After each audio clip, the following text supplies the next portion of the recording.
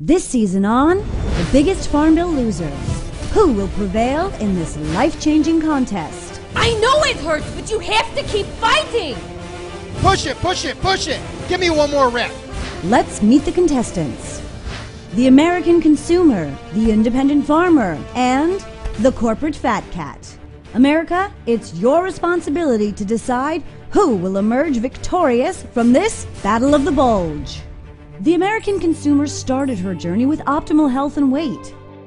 At mealtimes, she enjoyed healthy foods from the independent farmer. That's because the U.S. Congress was making sure that farmer got a fair price for the food he grew.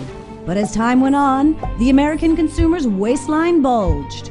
That's because advertising made cheap processed foods more attractive.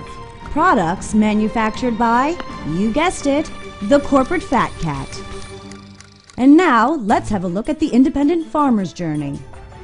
Decades ago, Congress started listening to companies that wanted cheap corn and soy for its processed foods and animal feed, and it stopped making markets work for farmers. Supply went up, prices kept falling and falling and falling. Under pressure to keep low prices from wiping out farmers, Uncle Sam promised that even if he kept growing and growing and growing, the government would try to make sure he didn't go out of business. Those subsidies may have kept the independent farmer afloat, but overproduction stuck him with ever-plummeting crop prices. The market was flooded with his commodity crops. And that brings us to our final contestant, the corporate fat cat, who was the true beneficiary of the overproduction of corn and soy. By cozying up to the government, the fat cat was able to manipulate cheaper prices for the crops and turn them into processed foods. He offered the independent farmer prices well below what it cost to produce, and the farmer was forced to take the low prices or close up shop. So there are your three contestants on this season of The Biggest Farm Bill Loser. Let's hear what our trainers think of the competition.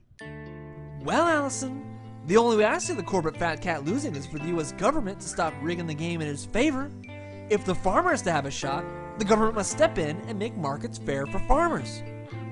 Yes! And the government is responsible for the fact that the American consumer is now relying on the corporate fat cat for cheap food.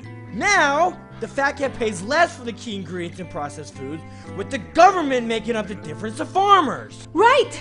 And just remember, it's not the farmers getting rich off the subsidies. It's the fat cats getting rich off an unfair system! So, America, who do you think has what it takes to survive? Will the underdogs, the American consumers, finally be able to find healthy options from independent farmers? Or will they be forced to continue down the path of overly processed food?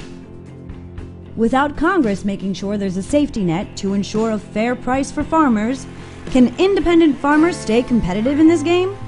Will the corporate fat cat's ability to outlast be dependent on their greasing the hands of politicians to keep the game fixed in favor of cheap corn and soy? We hope you enjoyed your sneak peek of this season's The Biggest Farm Bill Loser, a show that has changed countless lives. And to find out more how to demand a fair farm bill that can change your life and the lives of every American, visit foodandwaterwatch.org.